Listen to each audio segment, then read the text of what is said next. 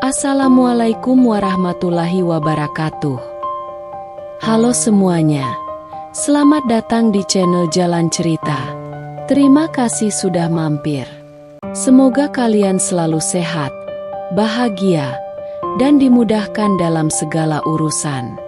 Jangan lupa subscribe, like, dan nyalakan lonceng notifikasinya, supaya kalian gak ketinggalan cerita-cerita seru di sini.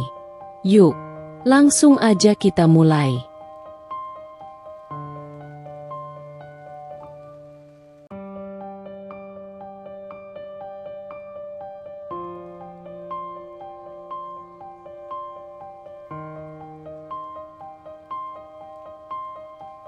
Aku ditipu 100 juta oleh pacarku untuk menikahi wanita lain. Aku gagal dan ku permalukan ia di hari pernikahannya, hingga ia dan keluarganya berlutut menyesal. Namaku Siska, usia 27, tidak terlalu muda, juga belum terlalu tua. Aku bukan perempuan istimewa, wajahku biasa, hidupku sederhana, tapi hatiku penuh cinta yang tulus. Penuh kesetiaan yang kukira akan cukup untuk membuat seorang pria tetap tinggal. 3 tahun, aku bersama Dimas. Bukan waktu yang sebentar. Kami melewati banyak hal bersama. Tawa, tangis, kekurangan, harapan. Aku mencintainya tanpa syarat. Bukan karena dia tampan. Bukan karena dia punya harta. Tapi karena cara dia menatapku seolah aku adalah satu-satunya alasan dia bangun setiap pagi. Karena kata-katanya yang dulu terasa begitu hangat, begitu meyakinkan. Kalau aku punya kamu, aku nggak butuh apa-apa lagi, SIS. Dan aku percaya. Aku percaya seperti anak kecil percaya dongeng. Aku percaya cinta kami akan bertahan. Karena aku tak pernah ragu. Aku tak pernah menaruh satu kaki di luar hubungan ini. Semuanya, seluruh hidupku, ku taruh di sini, di cinta kami. Aku bekerja sebagai staf administrasi di sebuah perusahaan distribusi kecil. Gajiku pas-pasan. Tidak cukup untuk hidup mewah, tapi cukup untuk makan, untuk bayar kos, untuk bantu ibuku di kampung, dan untuk membangun masa depan bersama Dimas. Sementara dia, dengan mimpinya yang besar, membangun bisnis desain interior dari nol. Aku ada di sana. Sejak hanya ada laptop tua dan coretan tangan di kertas bekas. Aku bantu promosi, bantu kelola klien, bahkan kadang bantu bayar tagihan saat proyeknya tak kunjung cair. Kupikir, beginilah cinta yang tumbuh bersama. Susah senang dilewati berdua. Bukankah itu indah? Kupikir kami akan menikah. Kupikir dia akan melamarku tepat saat bisnisnya mapan. Kupikir, kami tinggal menunggu waktu. Ternyata waktu yang datang bukan pernikahan, tapi pengkhianatan. Ada sesuatu yang tidak bisa dijelaskan dengan logika saat cinta berubah arah. Sesuatu yang dingin, hempa, tatapan yang dulu lembut, kini terasa kosong. Sentuhan yang dulu menghangatkan, kini hanya sekadar formalitas. Senyum yang dulu menenangkan, kini membuatku curiga. Dimas mulai sering sibuk. Katanya proyek, katanya rapat, katanya klien baru. Tapi insting perempuan tak pernah bohong. Hatiku tahu, ada sesuatu yang tak benar. Aku mencoba menutup mata, menenangkan hati, meyakinkan diriku bahwa ini hanya fase. Tapi cinta yang tulus seringkali membuat kita terlalu buta untuk menyadari bahwa kita sedang ditipu.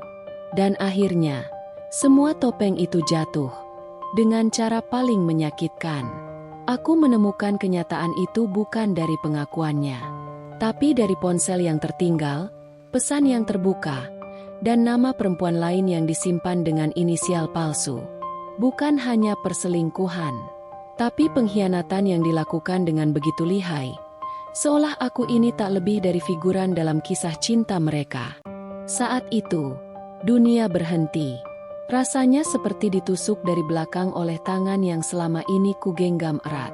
Nafasku sesak, bukan karena marah, tapi karena hancur. Karena cinta yang kupertahankan dengan susah payah ternyata hanya satu sisi dari kisah ini. Dan Dimas, pria yang dulu kutatap dengan penuh kagum, ternyata hanya aktor. Pemain hebat yang tahu betul caranya membuat perempuan merasa dicintai, sebelum akhirnya dibuang saat tidak lagi berguna. Cinta bisa jadi rumah, tapi cinta juga bisa jadi penjara. Dan aku telah mengurung diriku sendiri di sana, tanpa kusadari, selama 3 tahun. Tahun pertama kami seperti cuplikan film romantis yang terlalu indah untuk nyata. Dimas selalu punya cara sederhana tapi menggetarkan hati untuk membuatku merasa istimewa. Setiap hari kerja, dia datang menjemputku dengan motor tuanya. Helm tambahan yang sudah mulai usang tapi selalu dia semprot dengan parfum murah agar tetap wangi saat kupakai. Aku nggak mau kamu pulang sendirian.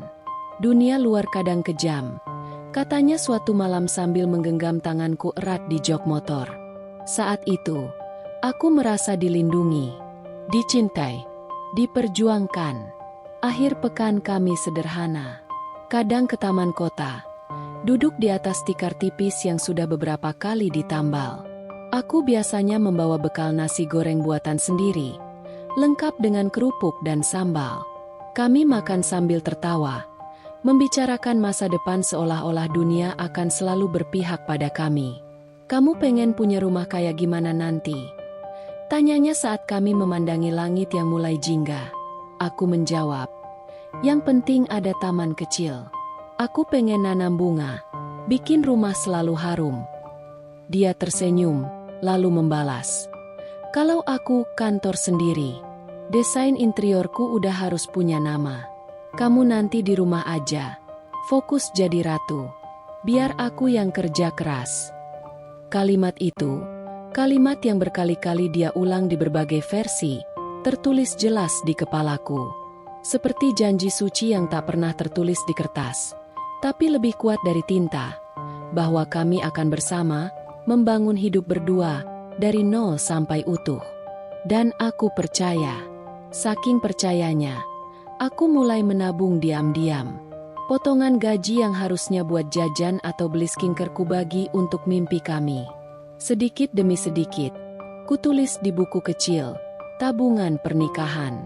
Setiap lembar yang kutempelkan rasanya seperti langkah kecil menuju masa depan yang sudah kupetakan bersamanya. Aku bahkan sempat mencoba-coba desain undangan. Iseng, katanya. Tapi dalam hatiku, aku sungguh menunggu hari itu tiba. Hari di mana aku mengenakan gaun putih, dan dia berdiri di pelaminan dengan mata berbinar bangga, karena berhasil menjadikan perempuan yang dia cintai sebagai istrinya. Kupikir saat itu, cinta adalah segalanya. Kupikir ketulusan akan selalu dibalas dengan ketulusan. Kupikir, ketika kita mencintai seseorang sebaik mungkin, maka semesta akan menjaga cinta itu tetap utuh. Tapi yang tidak ku ketahui, kadang semesta hanya diam saat cinta diuji. Dan diam-diam, luka mulai merayap. Dari celah-celah paling kecil yang tak pernah kita duga. Kami sering duduk berdua di warung kopi sederhana, di sudut gang dekat kantor tempatku bekerja. Bukan tempat mewah, hanya ada beberapa kursi plastik dan meja kayu yang mulai lapuk. Tapi disitulah banyak impian kami lahir, satu persatu. Dimas suka bercanda soal undangan nikah. Katanya, undangan kami nanti harus unik, yang bentuknya tiket bioskop atau paspor, biar orang langsung ingat, biar beda. Ujarnya sambil mengaduk kopi sachet yang terlalu manis. Aku tertawa kecil, membayangkan namaku tercetak di samping namanya, diselipkan dalam amplop yang dibuka dengan senyum bahagia. Kalau tema prewedding kita vintage, kamu mau pakai baju apa? Tanyanya suatu malam, saat kami menunggu hujan reda. Aku menjawab dengan malu-malu, mungkin dress warna krem, rambut dicepol rapi, kayak istri dokter tahun 50-an. Dia tertawa, tapi matanya berbinar, seolah-olah dia benar-benar membayangkannya. Seolah-olah itu adalah masa depan kami, bukan hanya wacana. Lalu dari malam-malam penuh imajinasi itu, aku mulai bertindak nyata. Aku buka tabungan khusus. Aku beri nama, rencana kita, di buku rekeningku. Setiap awal bulan, aku sisihkan sebagian gajiku ke sana. Tidak besar, tapi konsisten. Bagiku, itu bukan sekadar uang, itu cinta yang kusematkan dalam bentuk angka. Aku mulai menyimpan katalog undangan, menyusun daftar gedung dan vendor. Bahkan kadang diam-diam melihat-lihat harga cincin. Setiap langkah kecil itu kulakukan dengan penuh semangat. Karena kupikir, dia juga menanti hari yang sama. Aku tak pernah merasa sendiri saat membayangkan masa depan. Setidaknya, tidak waktu itu. Kupikir semua yang kami bicarakan adalah rencana bersama. Kupikir ketika ia memelukku dan berkata, "Aku pengen hidup bareng kamu selamanya." Itu artinya kami sedang menenun benang cinta jadi rumah. Bukan sekadar angin lalu yang hinggap lalu hilang. Tapi sekarang, ketika aku melihat kembali semua rencana itu, semuanya terasa seperti milikku sendiri. Dialah yang memulai percakapan-percakapan manis itu. Tapi akulah yang mempercayainya terlalu dalam. Dialah yang menanam benih janji. Tapi akulah yang menyiram dan menunggu bunga-bunga itu tumbuh sendiri. Sekalipun, tak pernah terlintas dalam pikiranku bahwa semua rencana itu hanya ada dalam duniaku sendiri. Dunia yang kubangun dari kata-kata manis, dan dia tinggalkan sebelum sempat menjadi nyata. Malam itu hujan turun pelan, menabur rintik di kaca jendela. Aku baru saja selesai menyetrika ketika Dimas datang. Wajahnya tegang, matanya merah, jaketnya basah karena lupa membawa payung. "Sayang." Suaranya parau, tangannya gemetar saat menggenggam jemariku. "Aku butuh bantuan." Jantungku berdegup tak karuan. Aku pikir dia sakit, atau ada kabar buruk. Tapi tidak. Kata-katanya berikutnya membuatku membeku. Proyek besar masuk. Klien luar negeri. Tapi aku kekurangan modal buat mulai produksi. Aku butuh 100 juta. Angka itu melesat seperti peluru. 100 juta. Bukan 10. Bukan 20. Bukan angka yang bisa kudapat dari menyisihkan gaji. Bahkan tabungan pernikahan kami pun tak cukup. Melihat wajahnya, panik, cemas, dan penuh harap, aku tak tega. Dia menatapku seperti seseorang yang menggantungkan segalanya padaku. "Aku janji, 3 bulan. 3 bulan aja. Sayang, aku kembalikan semuanya. Bahkan lebih." Aku diam cukup lama. Bukan karena tak percaya padanya, tapi karena mencoba menghitung berapa banyak yang harus kukorbankan. Esoknya, aku cairkan seluruh tabungan, rencana kita. Uang yang kukumpulkan dengan harapan dan cinta, kulenyapkan dalam sekali transaksi. Tak cukup. Aku hubungi beberapa teman terdekat. "Berbohong demi cintaku," kataku. "Uang itu untuk biaya rumah sakit ayahku." Mereka percaya. Mungkin karena aku tak pernah jadi peminjam sebelumnya.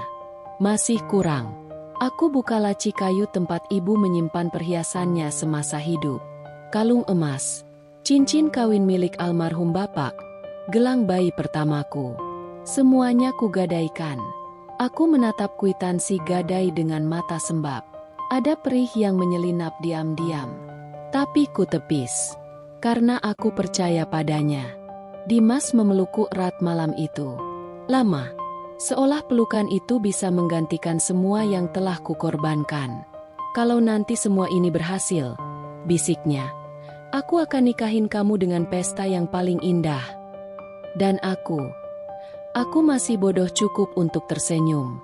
Aku tak tahu bahwa di malam itulah benih pertama dari pengkhianatan mulai bertunas.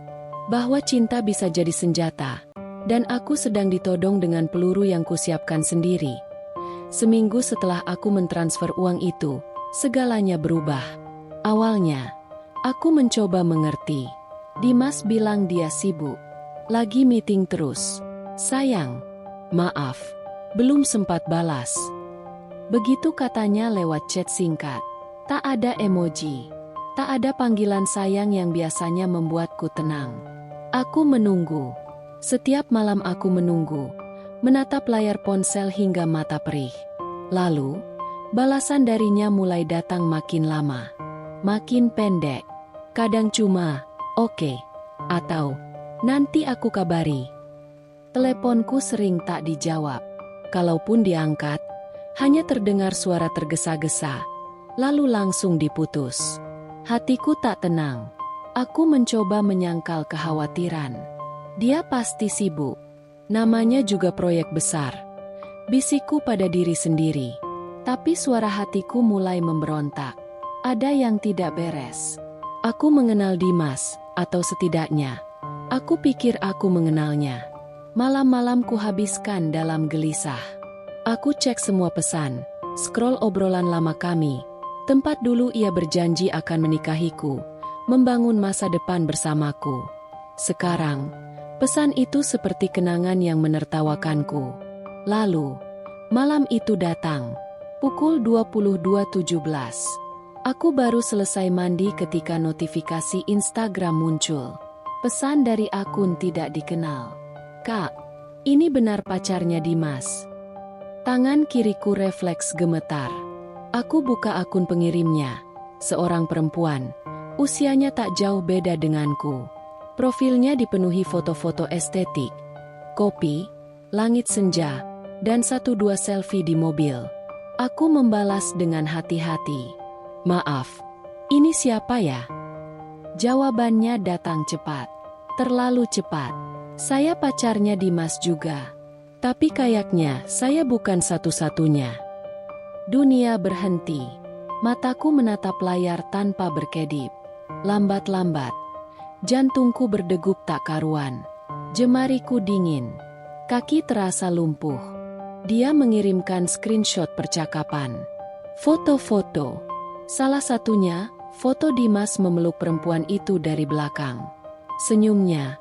Senyum yang dulu selalu ia simpan untukku. Aku tak menangis. Belum. Yang ada hanya kekosongan. Hampa yang membekukan. Aku duduk di lantai. Memeluk lutut. Dunia yang kami rancang bersama runtuh begitu saja. Dan aku sadar, yang merobohkannya adalah dia sendiri. Dimas bukan cuma menghilang. Dia menanggalkan semua janji. Dia meninggalkan aku, perempuan yang memberinya cinta, kepercayaan, dan uang, tanpa satupun penjelasan. Dan malam itu, untuk pertama kalinya, aku mulai meragukan semua. Cintanya, kata-katanya, bahkan diriku sendiri. Pesan dari perempuan itu belum usai. Setelah pengakuan bahwa dia juga pacar Dimas, sebuah lampiran muncul. Foto, kualitasnya jernih. Dan saat aku membukanya, dunia seakan membeku. Sebuah undangan pernikahan. Kertasnya elegan, dihiasi embos emas dan ornamen bunga mawar putih. Di bagian atasnya tertulis dengan angkuh, "Dengan rahmat Tuhan Yang Maha Esa, kami mengundang Bapak Ibu Saudara I untuk menghadiri pernikahan kami." Nama pengantin pria, Dimas Wicaksono. Nama mempelai wanita, Claudia Natasha. Lokasi, Grand Royal Hotel, Ballroom Orchid. Tanggal, 2 minggu dari hari ini. Tanganku gemetar. Huruf-huruf itu menari di mataku, seolah mengejek. Nama yang begitu akrab, tapi dalam konteks yang asing dan menyakitkan. Dimas, pria yang katanya ingin menikahiku. Pria yang kubantu dari nol. Pria yang kucintai dengan segala naif dan bodohnya aku. Akan menikah dengan wanita lain. Bukan hanya berselingkuh. Bukan hanya berbohong. Tapi merencanakan pernikahan dengan seseorang yang bukan aku. Sementara uangku, mungkin, digunakan untuk membayar gaun pengantin wanita itu. Atau membooking ballroom hotel mewah itu. Aku terduduk. Lemas. Perutku mual. Seolah seluruh isi tubuhku memberontak pada kenyataan. Aku mencoba bernapas tapi rasanya udara tak mau masuk. Aku buka galeri ponsel, menatap foto kami, selfie kami di taman, rekaman suaranya yang bilang, "Aku sayang kamu, Siska." Semua itu kini menjelma jadi pisau. Aku menggigit bibir agar tak menjerit. Tetangga tak perlu tahu betapa dunia sedang merobek-robekku malam ini. Lalu satu pertanyaan terlintas di benakku. Sejak kapan dia menyiapkan ini? Undangan seindah ini tak bisa jadi dalam seminggu. Artinya, saat dia memohon uang dariku, saat aku menjual cincin peninggalan ibuku, dia sudah bertunangan. Sudah merancang hari bahagia, tanpa seujung pun niat membawa namaku ke sana. Dimas tak hanya mencurangiku, dia menginjak-injak semua yang aku beri. Dan di titik itu, amarah mulai menggeser luka. Aku akan datang ke pernikahan itu, tapi bukan untuk memberi selamat. Aku mulai menyelidiki, bukan karena aku belum percaya, tapi karena aku perlu tahu, sejauh apa pengkhianatan itu berjalan. Sejauh apa cinta bisa digunakan sebagai umpan oleh orang sekeji Dimas. Namanya Claudia Natasha. Seorang perempuan muda, cantik, tampak berkelas dalam setiap unggahan media sosialnya. Ia sering menghadiri acara gala, charity dinner, dan peluncuran proyek-proyek real estate mewah. Bukan sembarang perempuan. Dia adalah putri dari Gunawan Prasetya, Taipan Properti yang punya jaringan sampai luar negeri. Aku menggali lebih dalam. Claudia bukan gadis biasa. Dia pewaris kerajaan bisnis. Dan Dimas, pria yang selama ini kuanggap sederhana, ternyata sedang main dalam liga yang jauh lebih tinggi. Tapi untuk bisa masuk ke sana, dia butuh satu hal, citra. Dia tak cukup kaya, tak cukup berpengaruh, tapi dia cerdas, manipulatif, dan tahu harus mencari bensin dari siapa untuk menyalakan roketnya. Bensinnya? Aku. Uang yang kupinjam dari teman-teman, yang kudapat dari menggadaikan perhiasan peninggalan almarhumah ibu, ternyata digunakan untuk membangun fasad hidup yang mewah. Untuk beli jas branded, gadget terbaru, bahkan sewa mobil selama beberapa bulan agar tampak mapan di depan keluarga Claudia.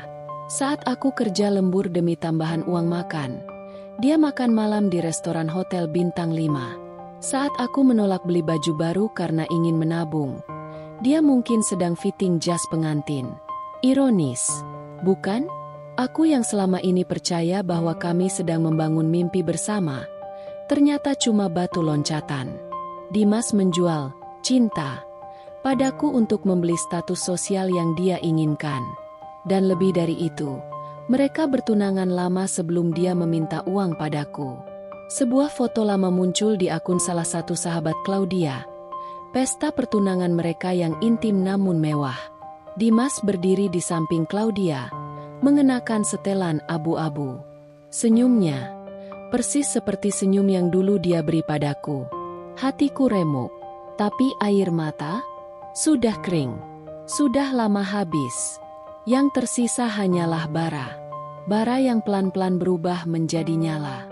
Bukan lagi nyala cinta, tapi nyala dendam.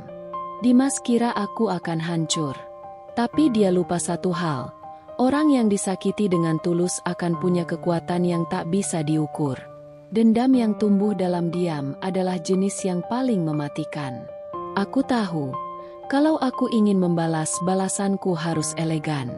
Bukan dengan teriakan, tapi dengan keheningan yang menghancurkan. Harus terasa, harus membekas. Harus jadi luka yang mereka ingat selamanya. Ku pelajari semuanya. Mulai dari vendor dekorasi, catering, makeup artist, hingga MC. Ku pantau jadwal mereka lewat sosial media. Setiap nama yang disebut Claudia dalam unggahannya jadi pintu masuk. Aku buat akun palsu. Seorang freelancer event planner, berpengalaman dalam wedding eksklusif, baru pindah dari Bali. Kuciptakan persona baru, Lisha, ramah, berkelas, dan punya portofolio palsu yang kususun dari foto-foto Pinterest dan acara pernikahan seleb. Kutulis dengan narasi yang meyakinkan. Dan akhirnya, setelah seminggu berpura-pura bersikap profesional, aku berhasil masuk. Aku diterima sebagai asisten dekor, bagian dari tim pelaksana yang bertugas mengatur bunga, pencahayaan, dan layout panggung utama. Lokasinya, ballroom mewah di hotel yang sama dengan yang tertera di undangan. Tanggalnya makin dekat. Dan aku makin tenang. Saat hari H tiba, aku datang lebih pagi dari siapapun. Mengenakan seragam hitam seperti anggota kru lainnya. Rambutku dikuncir ketat. Wajahku nyaris tak dikenali. Tak ada yang curiga. Bahkan saat aku berdiri tak jauh dari panggung, menyusun rangkaian bunga tempat mereka akan berdiri mengucap janji suci. Janji suci? Omong kosong. Setiap kelopak bunga yang kususun adalah simbol dari rasa sakitku. Setiap pita yang kuikat mengandung satu kenangan. Tawa yang ternyata palsu, pelukan yang ternyata bohong, dan janji yang ternyata hanya umpan. Dan saat aku melihat Dimas datang, mengenakan setelan putih gading, menggandeng Claudia dengan senyum penuh kemenangan, aku hanya tersenyum. Dia tak mengenaliku, tapi aku mengenal semua kebohongannya. Aku tak datang untuk menghentikan pernikahan mereka. Aku datang untuk mengukir namaku dalam hari yang seharusnya jadi hari paling bahagia mereka. Dan aku belum selesai. Hari-hariku kulalui dengan senyum palsu dan dada penuh dendam. Aku bangun pagi-pagi, ikut rapat teknis, berdiri di bawah terik matahari untuk survei lokasi, ikut menentukan letak meja tamu VIP, memeriksa tinggi backdrop dan jenis bunga yang digunakan di altar tempat mereka akan mengucap janji yang dulu dia ucapkan padaku tanpa berkedip. Dimas tak mengenaliku. Rambutku kini gelap dan bergelombang, bukan lagi panjang lurus seperti dulu. Aku pakai masker, kadang face shield, selalu dalam seragam hitam yang sama dengan puluhan kru lainnya. Aku hanyalah bayangan di balik kemegahan acara yang sedang dia siapkan. Ironis, bukan? Aku, wanita yang dia hancurkan, justru membantu membangun perayaan atas kebohongannya. Tapi di balik senyum para tamu, di balik lantai marmer dan bunga mawar putih yang menjalar di pilar, aku menyusupkan racun pelan-pelan. Aku tahu waktu adalah senjataku. Di suatu sore menjelang hari pernikahan, saat Claudia mengunggah foto cincin dengan caption, "Soon to be Mrs. Wicaksono Cincin," aku membuka ponsel dan menekan, kirim. Satu file. Sebuah voice note berdurasi 2 menit 30 detik. Isinya, suara Dimas. Panik. Memelas. Sayang, aku butuh bantuan. Proyek besar masuk. Tapi modalnya kurang. Aku butuh 100 juta rupiah. Aku janji, 3 bulan lagi langsung balik. Aku serius sama kamu. Aku pengen kita nikah. Tolong percaya, ya. Aku kirim ke akun Claudia, secara anonim, lewat fitur pesan di Instagram. Tak ada nama, tak ada penjelasan. Hanya satu kalimat. Cinta yang tulus tidak datang dengan harga. Tapi dia menjualnya ke 2 perempuan sekaligus. Setelah itu, aku menunggu. Aku tetap ikut technical meeting seolah tak terjadi apa-apa. Aku ikut gladi resik, ikut uji pencahayaan, bahkan menata bunga-bunga untuk foto booth mereka. Tapi setiap langkahku ringan, karena aku tahu, bom itu sudah tertanam. Dan waktunya meledak tinggal hitungan hari, Claudia mulai curiga. Aku bisa merasakannya. Meskipun dia tak berkata langsung, ekspresi wajahnya berubah setiap kali ada notifikasi masuk yang tidak dia kenal. Setiap kali ponselnya berdering, matanya terfokus, penuh pertanyaan. Namun, Dimas, seperti biasa, selalu punya alasan. Cinta itu, kadang ada orang yang tak bisa move on, katanya sambil mengelus rambut Claudia. Dia hanya mantan yang gak bisa terima kenyataan. Kamu tahu kan, dia itu gila. Jangan terlalu dipikirin, sayang. Claudia mendengarnya dan tampaknya percaya. Mungkin dia ingin percaya. Mungkin juga karena dia terlalu terjebak dalam dunia barunya yang gemerlap. Dimas, dengan semua janji manisnya, tahu bagaimana membuatnya merasa aman di pelukannya. Tetapi aku tahu, ini belum berakhir. Claudia kemudian memblokir semua nomor tak dikenal yang mengirim pesan misterius. Aku bisa melihat itu sebagai kemunduran. Tapi aku tidak tinggal diam. Aku lebih licik daripada yang mereka kira. Aku tahu cara bermain dalam bayang-bayang. Dan mereka tak akan pernah melihatku datang. Aku mengubah strategi. Tak lagi menggunakan nomor pribadiku. Kali ini, aku menggunakan akun palsu. Sebuah akun yang tampaknya tidak mencurigakan sama sekali. Aku juga mulai menulis pesan-pesan halus di balik foto-foto mereka. Mengunggah cerita di media sosial. Menceritakan bagaimana cinta yang tulus bisa dihancurkan begitu saja oleh seorang pria yang hanya tahu bagaimana berpura-pura. Mungkin Claudia tidak membacanya, tapi aku tahu, di suatu titik, dia akan merasa terusik. Aku menyebarkan benih keraguan, memupuknya sedikit demi sedikit.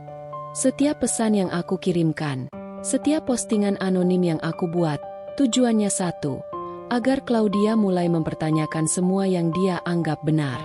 Aku tahu waktunya akan datang, dan saat itu tiba, Dimas tak akan bisa lagi melindunginya. Pesta pernikahan yang dia pikir akan menjadi titik tertinggi dalam hidupnya, akan menjadi kehancuran yang tak pernah dia bayangkan. Aku tahu cara memanfaatkan kekuatan media sosial. Tidak hanya untuk menjatuhkan, tapi untuk mengatur suhu ketegangan. Ketika Dimas dan Claudia mulai merasa tenang, itulah saatnya aku melancarkan serangan kecil-kecilan. Aku unggah sebuah video di TikTok. Judulnya sederhana, Kisah Cinta Yang Tak Pernah Kamu Duga. Di dalamnya, aku menyisipkan sebuah rekaman suara samar, suara Dimas yang kutangkap beberapa bulan lalu, saat dia tengah berbisik dengan sangat yakin ke dalam ponselnya. Aku cuma butuh uangnya. SIS. Setelah itu, aku bebas. Aku tidak menampilkan wajahnya. Wajahnya di-blur rapi. Hanya suara itu yang keluar jelas, tak terbantahkan. Cara bicara khasnya, nada yang familiar, tak bisa disangkal. Itu adalah Dimas, pria yang selama ini berjanji padaku, berjanji akan membangun masa depan bersama, tetapi ternyata lebih tertarik pada uang dan ketenaran. Sebelum aku sempat menyadari, video itu mulai viral. Komentar pun membanjiri. Beberapa akun gosip besar ikut membicarakan video itu, dengan spekulasi tentang siapa pria yang ada di rekaman tersebut. Mereka mulai menduga-duga, mulai memparodikan suara itu dengan berbagai asumsi liar. Tapi tidak ada yang tahu siapa aku. Aku tetap menjadi bayangan yang tak terlihat. Aku tersenyum sinis melihat semuanya. Mereka tidak tahu siapa aku. Mereka tidak tahu betapa aku menyusun setiap langkah dengan hati-hati. Dalam setiap komentar, ada sedikit rasa tidak nyaman yang mulai tumbuh. Mereka bertanya-tanya, siapa wanita di balik video ini? Dan itulah yang kucari. Rasa penasaran itu. Aku tahu, Claudia pasti mulai mempertanyakan apa yang terjadi. Aku sudah menduga, dia pasti mendengarnya. Dan setiap detik dia mendengarkan, ragu itu mulai tumbuh dalam hatinya. Pernikahan Dimas dan Claudia semakin dekat. Dan aku semakin dekat dengan penyelesaian rencanaku. Hari-hari berlalu dengan perlahan. Namun setiap detiknya aku semakin merasa kekuatan yang aku miliki. Aku tahu apa yang akan terjadi di hari itu. Aku tahu bagaimana semuanya akan terungkap. Dan aku akan menjadi saksi yang tak terlupakan bagi mereka. Aku mulai merekam setiap detail persiapan pernikahan yang dilakukan Dimas dan Claudia. Aku pergi ke venue yang megah, menyelinap di balik bunga-bunga segar yang sedang disusun untuk dekorasi. Kuambil foto-foto detil, meja-meja yang telah dipersiapkan, latar belakang yang dipenuhi bunga-bunga indah yang mengelilingi pelaminan. Semua itu kuabadikan dengan hati-hati, agar tak ada yang terlewat. Aku bahkan merekam pesan terakhirku. Pesan yang akan menjadi penutup dari segalanya.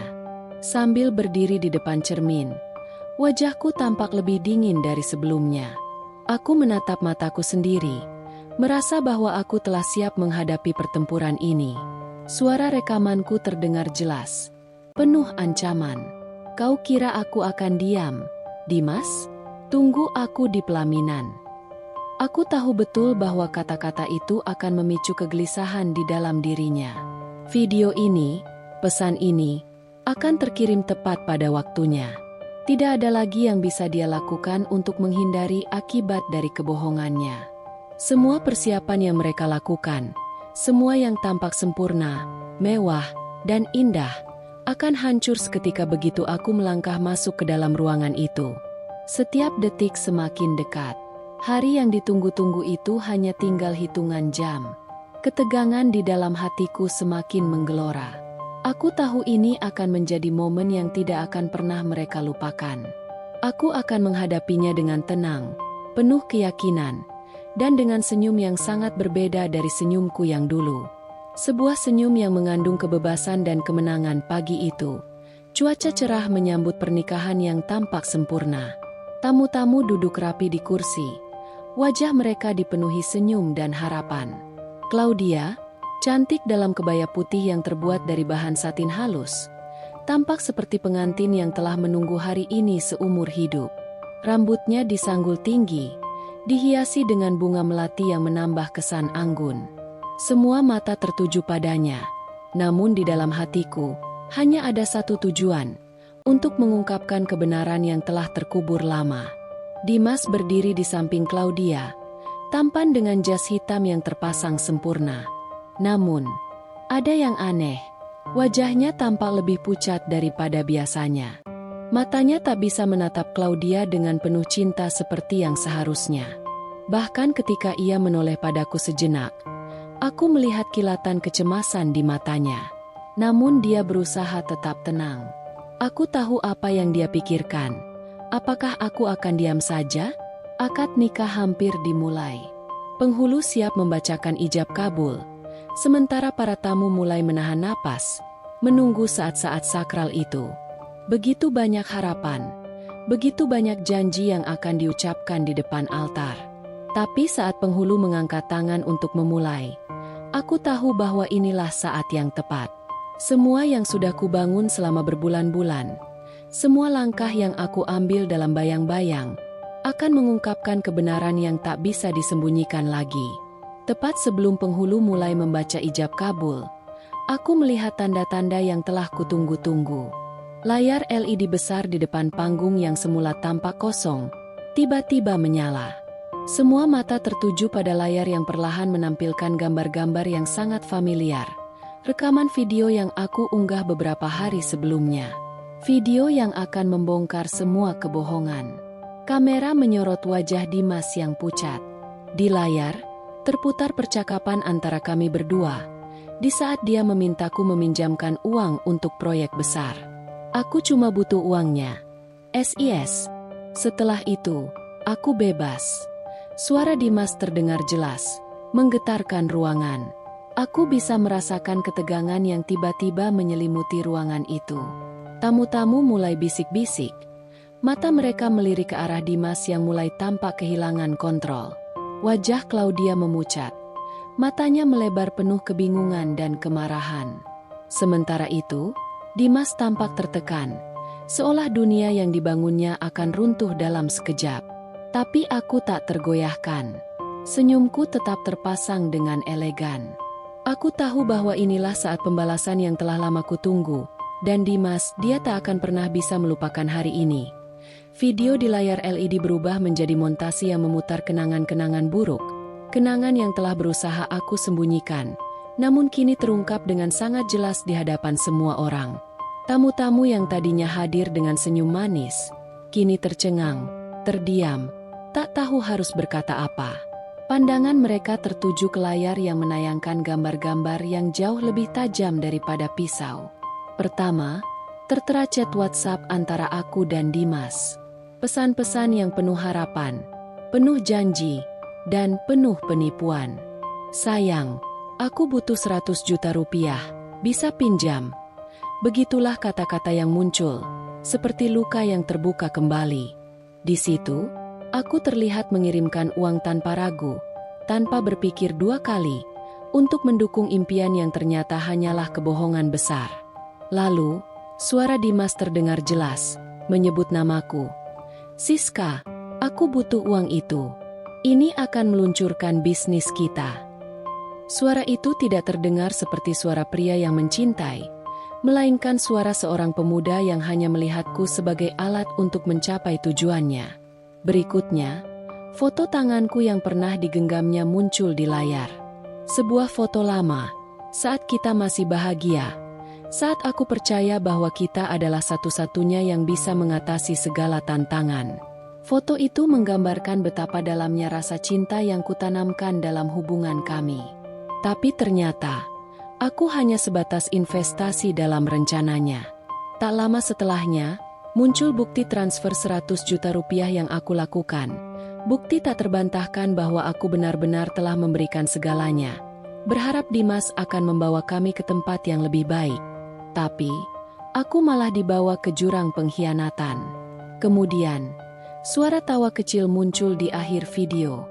Itu adalah suaraku. Suara yang terdengar begitu ringan, tapi mengandung tawa kemenangan yang menyakitkan. Tawa yang datang setelah aku menyadari betapa dalamnya aku dibohongi. Tawa itu seolah mengonfirmasi segalanya, bahwa aku tahu semua ini sejak awal. Aku tahu. Dan aku menunggu saat yang tepat untuk membuatnya hancur.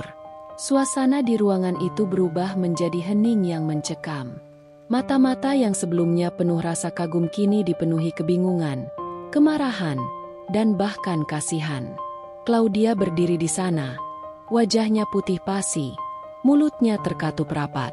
Matanya yang awalnya penuh kebahagiaan kini dipenuhi rasa kecewa yang mendalam.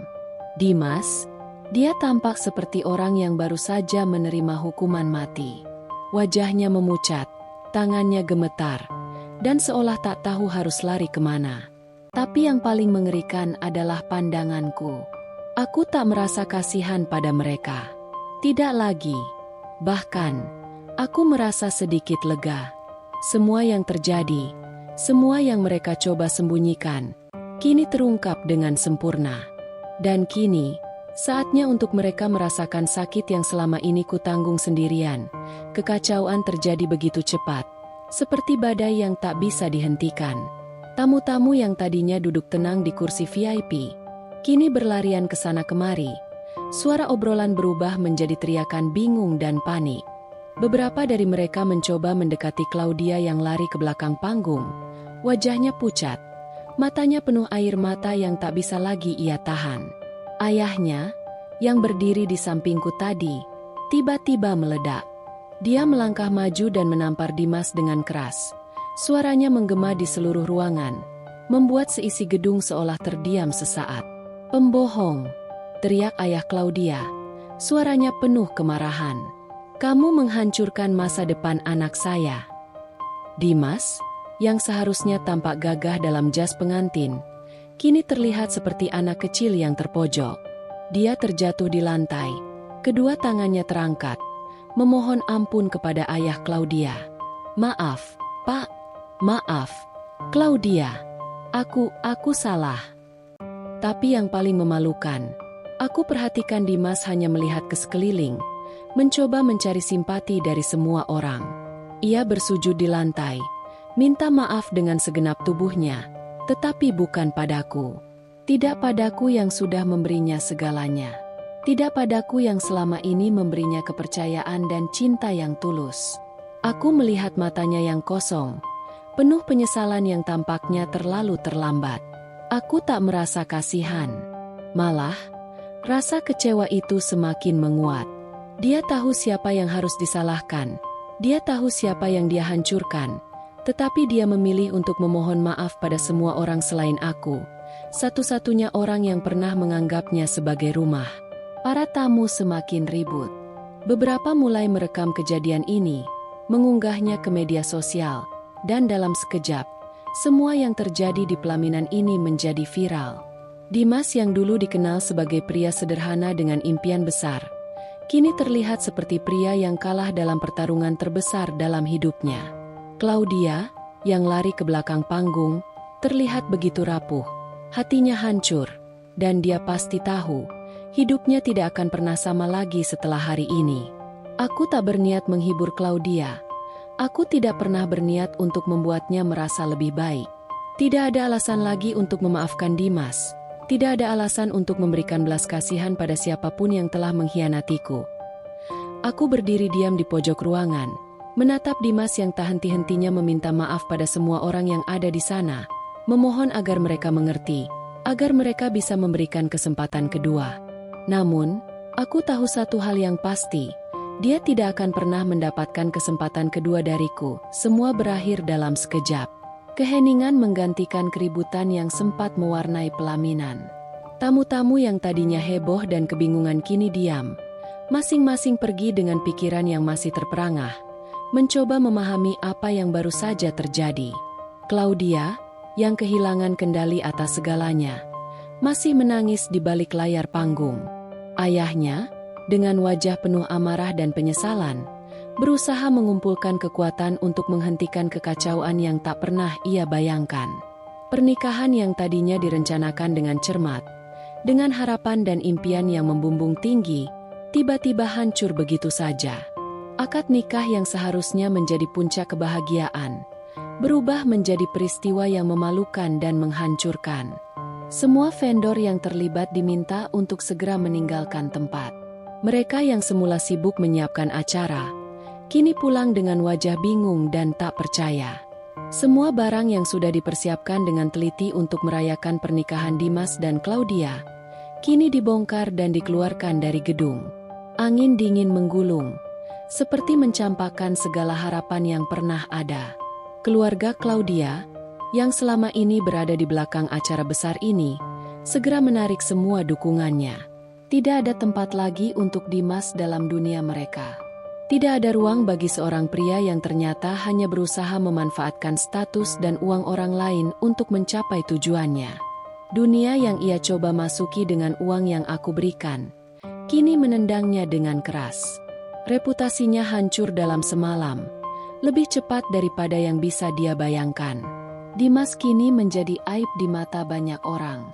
Nama baiknya tercemar, dan semua yang ia banggakan, dari pekerjaannya yang dulu dijalani dengan penuh harapan, hingga hubungannya dengan Claudia yang selalu tampak sempurna, tiba-tiba runtuh. Tanpa pernah meminta maaf padaku, tanpa pernah benar-benar menyadari betapa besar pengkhianatannya, dia kini harus hidup dengan kenyataan bahwa dia ditinggalkan oleh semua orang yang pernah mendukungnya. Namun yang paling memalukan, yang paling membuatnya jatuh, adalah kenyataan bahwa semua orang tahu dia ditendang keluar dari kehidupan yang seharusnya menjadi impian mereka. Semuanya karena kebohongannya sendiri. Dunia yang dulu terasa begitu menguntungkan baginya, kini menjadi penjara yang mengurungnya dalam kejatuhan yang tak bisa ia hindari. Aku berdiri di tengah ruangan yang hampa, melihat semuanya berlalu begitu saja. Kemenangan yang kudapatkan terasa sunyi. Tidak ada kebahagiaan yang datang bersamaan dengan kehancuran Dimas. Hanya ada kelegaan dalam diam, sebuah perasaan yang datang setelah aku mendapatkan apa yang pantas aku terima. Kebenaran. Aku tidak merasa puas.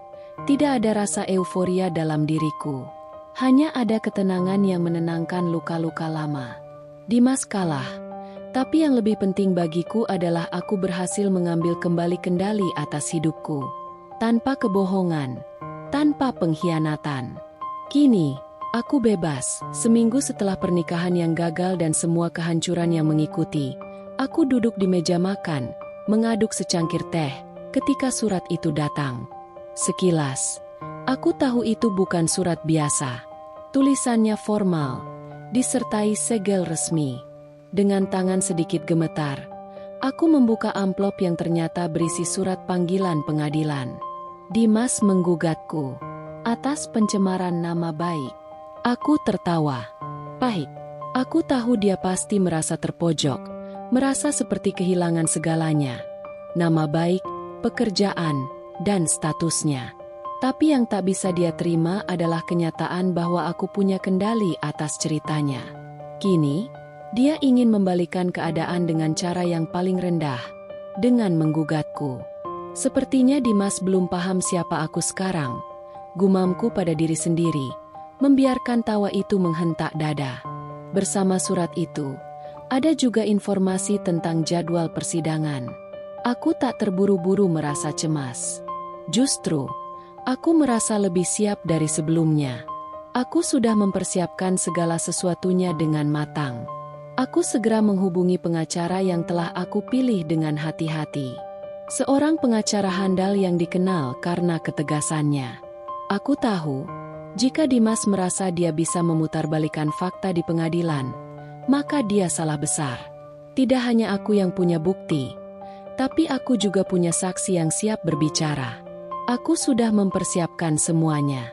Rekaman suara, chat, bahkan saksi-saksi yang melihat perilaku Dimas dan mengetahui betul bagaimana dia telah mempermainkan perasaan orang lain. Semua sudah rapi di dalam berkas, siap untuk dihadirkan ke pengadilan. Dan yang paling penting, aku punya kekuatan untuk berjuang di jalur yang benar.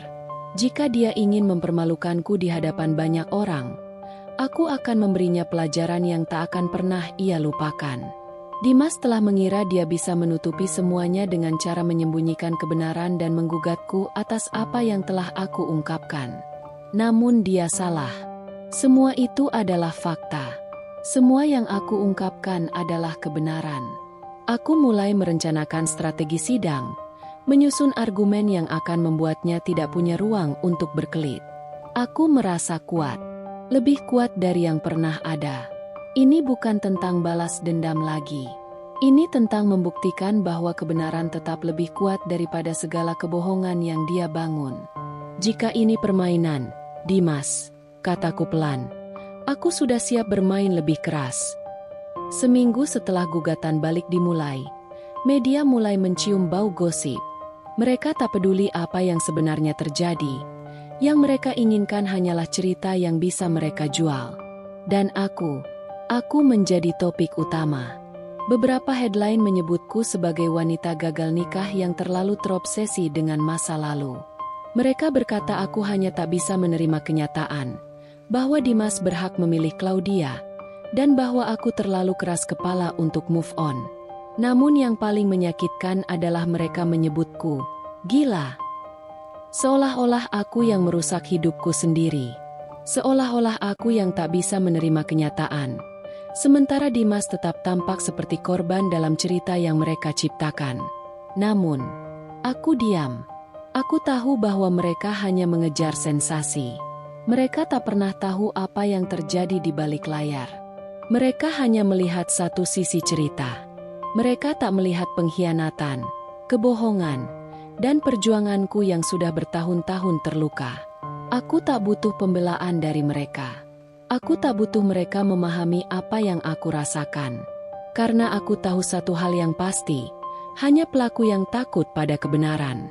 Aku bukan wanita yang merasa cemas atau menyesal. Jika mereka menganggap aku gila, biarkan. Aku tahu siapa aku. Aku tahu apa yang aku lakukan adalah benar. Dan ketika semua ini selesai, ketika semuanya terbuka di hadapan publik, mereka yang pernah mengolok-olokku dan memanggilku gila, akan tahu bahwa aku tidak lebih dari seorang wanita yang berjuang untuk harga dirinya. Aku sudah melewati banyak hal buruk dalam hidup. Tapi aku tidak akan pernah membiarkan kebohongan, pengkhianatan, dan manipulasi mengalahkanku. Dimas mungkin bisa memutarbalikkan kenyataan, tapi aku akan membuatnya melihat siapa yang sebenarnya gila. Kataku pada diriku sendiri, tatapanku penuh keyakinan. Dan itu bukan aku. Hari-hariku mulai terasa berat, seperti berlari dalam pasir yang tak pernah cukup kokoh. Aku kembali bekerja, menjalani rutinitas yang tampak biasa, tapi ada kekosongan di dalam diriku yang semakin terasa. Di siang hari, aku tersenyum kepada rekan kerja, mengatasi segala tugas yang ada dengan profesionalisme yang tak pernah goyah. Tapi malam adalah saat terburuk. Saat itu hanya aku dan bayangan Dimas yang tergeletak dalam ingatan, menyiksa, tak memberi ruang untuk aku beristirahat. Aku tak bisa tidur nyenyak. Hati ini terjaga, meski tubuhku lelah. Suara tawa Dimas, kata-kata manis yang dulu terasa tulus, kini berubah menjadi pisau yang terus-menerus menyayat. Luka itu tidak berdarah, tapi menusuk tiap kali aku mengingatnya. Setiap kali aku teringat bagaimana dia memintaku untuk percaya padanya, bagaimana dia meyakinkanku bahwa aku adalah satu-satunya, bagaimana dia bilang bahwa cinta kami adalah segala-galanya. Kini, semua itu hanya jebakan. Sebuah kebohongan yang semakin dalam mengakar di hatiku. Aku tak bisa lagi mempercayai siapapun. Tidak setelah Dimas. Tidak setelah apa yang dia lakukan padaku. Dunia terasa rapuh. Setiap kata, setiap tindakan, seakan memegang pedang yang bisa menusuk kapan saja. Aku merasa seperti pelindung yang rapuh, yang dulu berdiri teguh, kini hanya menanti untuk runtuh. Tapi aku tidak menangis. Tidak lagi. Rasa sakit ini, meski dalam, aku biarkan menjadi bagian dari diriku. Karena aku tahu bahwa luka ini, meskipun tidak bisa disembuhkan, akan mengajarkan aku untuk menjadi lebih kuat. Aku tak bisa berharap untuk kembali ke diri yang dulu. Aku tak bisa berharap bahwa semuanya akan menjadi baik-baik saja lagi. Yang bisa kulakukan hanyalah menerima. Menerima bahwa hidup ini tidak adil. Bahwa terkadang yang terbaik yang bisa kita lakukan adalah melangkah maju meski hati terasa hancur. Aku ingin percaya bahwa suatu hari nanti, aku akan menemukan cinta yang tak menyakiti. Bahwa aku akan belajar mencintai lagi tanpa rasa takut. Tapi untuk saat ini, aku hanya ingin tetap berdiri. Hanya ingin tetap hidup. Karena meskipun luka ini tak bisa disembuhkan, aku tahu satu hal. Aku tidak akan pernah membiarkan diriku runtuh. Hari itu, seperti biasa, aku pulang ke rumah setelah bekerja, lelah namun kosong. Tapi ada sesuatu yang berbeda di meja makan. Sebuah amplop putih, dengan tulisan tangan yang rapi di pojok kiri atas. Namaku, Siska. Tidak ada alamat pengirim, hanya nama yang tak pernah aku kenal sebelumnya. Ibu Claudia. Aku membuka amplop itu dengan hati yang sedikit ragu. Di dalamnya ada selembar kertas, dengan tulisan tangan yang elegan namun tampak berat. Terima kasih karena menyelamatkan putriku dari pria tak berharga. Uangmu mungkin belum kembali, tapi hidupmu telah menyelamatkan hidupnya. Aku terpaku membaca kalimat itu. Satu kalimat yang membuat air mataku jatuh tanpa bisa ditahan. Dalam sekejap, semua perasaan yang sudah lama terpendam, semua luka yang menganga, kembali terasa begitu nyata. Aku teringat betapa kerasnya aku berjuang, bagaimana aku merancang setiap langkah dengan hati penuh dendam, tanpa benar-benar memikirkan bagaimana akhirnya nanti. Aku hanya ingin menghancurkan Dimas, membalas semua kebohongan dan pengkhianatan yang dia lakukan padaku. Tapi surat ini mengubah segalanya.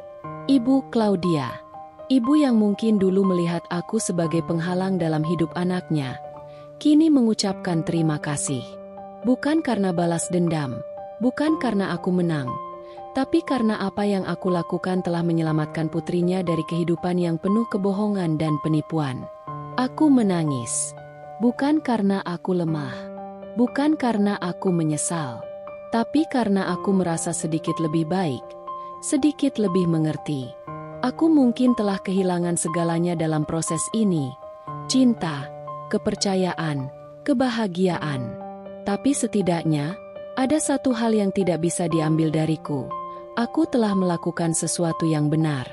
Aku meletakkan surat itu di meja, membiarkan tangisanku meresap ke dalam setiap sudut ruang kosong ini. Aku merasa lega, tetapi juga hampa. Aku tidak tahu apa yang harus kulakukan selanjutnya. Tapi aku tahu, hidupku tidak akan pernah sama lagi. Dan untuk pertama kalinya dalam waktu yang lama, aku merasa sedikit lebih kuat. Aku tak pernah mendapat kembali uang itu. Tak ada pengembalian, tak ada penyesalan. Semua yang telah hilang, uang, waktu, dan impian tentang masa depan bersama Dimas, seperti angin yang menghilang begitu saja, membawa segala sesuatu yang aku percaya, dan mengubahnya menjadi debu. Tapi aku juga tak butuh lagi uang itu. Yang kubutuhkan hanyalah keadilan. Dimas kini tinggal di kota kecil, jauh dari keramaian, jauh dari dunia yang dulu dia usahakan dengan cara kotor. Namanya kini tenggelam, tak lagi diundang ke acara bisnis, tak lagi dilirik oleh mereka yang dulu memandangnya dengan harapan. Dulu, aku berpikir uang itu adalah segalanya. Tapi kini, aku tahu, ada harga yang lebih tinggi untuk segala kebohongan yang dia buat. Uang itu bukan hanya angka, melainkan simbol dari segala kebohongan dan pengkhianatan yang ia perlakukan padaku. Dan uang itu, seiring berjalannya waktu, aku sadar, tak akan pernah bisa membelinya kembali. Aku Di sini, masih bertahan, masih di tempat yang sama, di kehidupan yang sama, dengan pekerjaan yang sama. Namun, aku berbeda. Tak lagi ada keraguan, tak ada kekhawatiran tentang masa depan yang terbentuk dari kebohongan. Aku mungkin masih sendiri, tapi aku lebih kuat, lebih bijak, dan lebih tahu siapa diriku. Setiap hari, aku melangkah dengan kepala tegak, tanpa ada lagi bayang-bayang masa lalu yang menggerogoti. Setiap hari, aku belajar untuk mencintai diri sendiri lagi.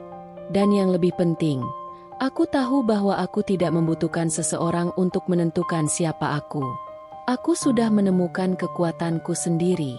Aku menatap langit yang kini cerah, seolah memberi kesempatan baru. Mungkin 100 juta itu hilang, namun apa yang aku dapatkan lebih berharga.